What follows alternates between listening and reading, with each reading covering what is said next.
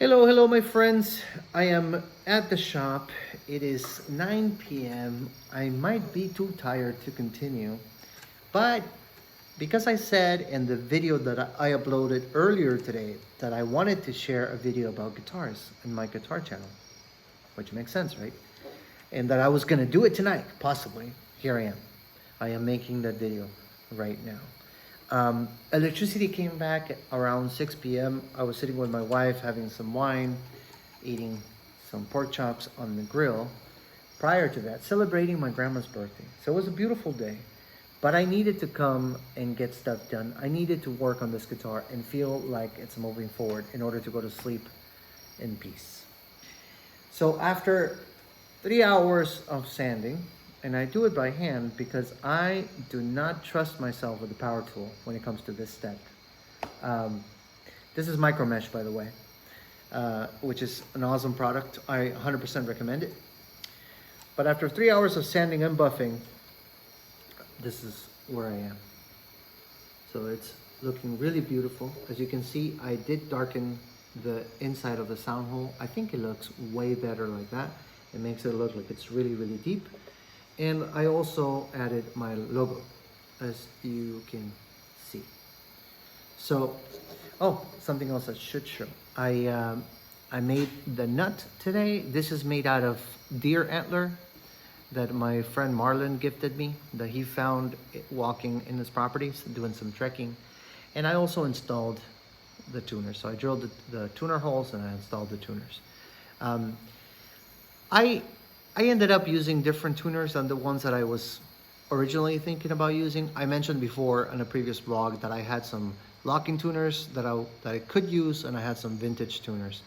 But I was looking through my stuff, because I think I've mentioned this before.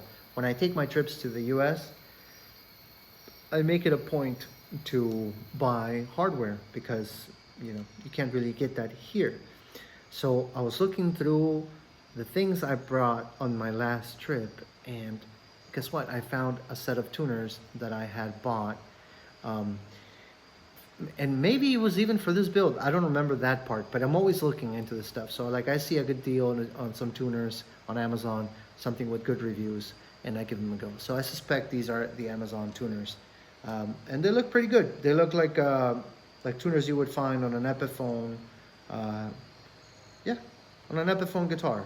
Or maybe a PRS SC. That would be the level of quality of these tuners. And they weren't very expensive. They were $29, which is a good price range for me, for where, the price range that I sell my guitars at. So I'm pretty happy with that. And what else did I do today? Yeah, and I cleaned up the heel part as well. So also, if you haven't seen that video, when I first finished the spraying, I had a little boo-boo there that I got all cleaned up. And that's it. That's what's happening right now. I said I was going to finish this guitar before the end of the month. It's not happening. Today is the end of the month. It's the 31st.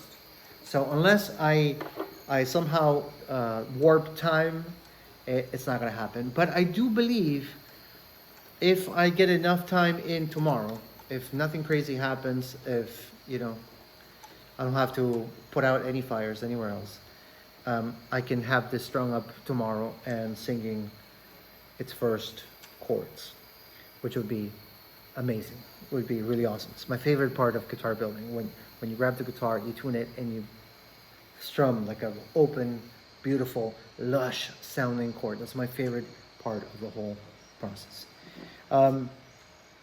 I did do the tailpiece installation. I've shown it on different videos. I usually do that. I'll show it on this vlog. I think if it was me watching a guitar maker, I would want to pick up some of his tips, maybe some of his tricks. Maybe they would work for me, or maybe not. But this is something I use when I install tailpieces or even bridges. There's just some string. I don't use guitar strings. I use the string because it's way easier to tense, so that you got proper alignment of the neck and all that stuff. So using this, I got everything aligned, drilled the holes for the tailpiece, and it's already there and it's good to go. So the next step I need to do with the tailpiece to make it a permanent install is drill the pilot hole for the ground that is going to feed to the pickup and to the volume. So that's also going to happen, maybe not tomorrow. I guess tomorrow I'm going to focus on making this guitar play. So I'm going to work on the bridge. I know I need to cut it. It's too high. The action is not great. It needs to be great. The guitar needs to play beautifully. It cannot fight you. It has to be your friend, your ally, your instrument of communication, not the wall you scream to. So, yeah, so tomorrow I'm going to work on the bridge, and I'm going to get it strung up, work on the nut, get a pretty good setup, not the final one, but a pretty good setup, see if there's any spots on the frets I need work, do some spot leveling if need be. It looks super straight, so I don't think there's going to be much, but you never know. It's usually never perfect. I've gotten close. I had one guitar where I only had to do one spot level, but it's never happened again. Most of the time, it's more than 6 or 7 spots that I have to fine tune it to get the action really, really low, which is what I like. As a matter of fact, I'll share this with you guys, which was a beautiful compliment, and I really enjoyed it, and which is why I'm sharing it on this vlog.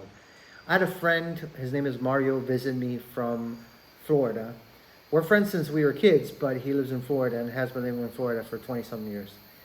And he picked up a few of my instruments and he was playing them, and he was like, man, your guitars just play amazing. You know how to make them players.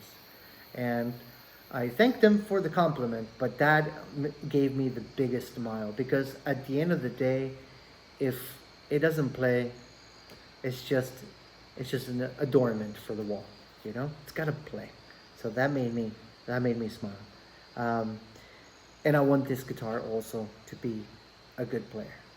Other things I have to do to finish the guitar, as I said, drill the pilot hole for the tailpiece, right? So in the back here, I need to drill a little tiny hole that's gonna be hidden by the brass bracket that I built, right? So you won't be able to see it.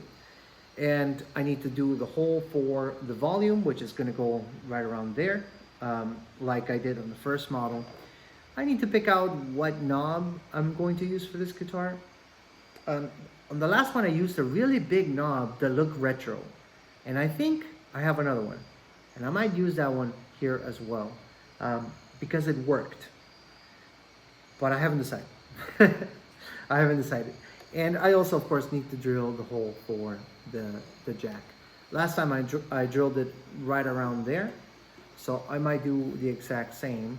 But I've also been thinking that if this becomes a standard model that I build often, it might also be good. It might also be a good idea to drill a hole here, you know, kind of like acoustic guitars tend to have, and have it double as a strap and a jack. And some people hate that, some people love it. Let me know what you think. Do you think those are awesome when you have the preamp jack here, as well as, you know, that's where you connect the strap, or do you find that ugly? And the other button, as I did in the other guitar, is gonna go right here. There's a lot of meat behind this area, so I know it's not gonna come out, and that's where it's gonna be. And after that's done, the electronics are really simple. I'm just gonna do a volume, and no tone, nothing. This is, you know, it's just volume, 3 chords, the truth, and you're good. That's what this guitar is all about. And by the time I travel to the States, which it's going to be on November 21st, this guitar will be more than done. I would have time to string it up, let it settle, let it move, redo the setup, so that when I give it to Carla, she just falls in love. That's the plan. I want her to love this guitar like it's the one thing she's been waiting for. That's the plan. So hopefully it'll happen. But as soon as I get done with this one, which I think is going to be in the next few days, yeah, tomorrow I can have it strung and playing, and then maybe give me 2 more days for the electronics, maybe. Then I'm going to start on my next build, and I'm thinking about building a bass. And the reason why is because I've had a few people ask me if I make basses, and I do. I just haven't done one in a long time. And the reason why I haven't done one is because most people I know are guitar players. And I'm trying to sell my instruments. So, but maybe I should just make one and see if it could be like the movie, you know, make them and then they will come. But if I build the bass, I'm probably going to build a 4-string short scale bass, because I've been thinking about that for a while. So maybe a 30-inch scale bass, maybe a 28. I don't know. What do you think about that? What do you think about short scale basses? Are they awesome? Do they suck? Are they practical? I like them. So I've been thinking about why would I, if I wanted to go back on stage and play again, now that I'm getting older and my back hurts, what would I want to have with me? That's what I've been thinking about lately. So I would be building a bass for me, and then, but maybe somebody else will be like, oh, that's exactly how I picture I should be playing the bass. At any rate, that's going to be it for this vlog of mine. If this is the first time you find a video of mine, please check out the channel, check out the builds, check out the one that inspired this second build. It's called Autumn Leaf. You will find it in the channel. And if you are awesome, give me a like. That way YouTube knows that I'm doing something right. But if you're even awesomer, give me a sub, and you can follow along my other builds, my other creations, and whatever else comes out of this head of mine. All right, that's gonna be it. I can't even speak anymore. I'm so tired. So I think I'm gonna call it a night. And I'll see you guys on the next video. Thank you so much for watching, and you guys are awesome.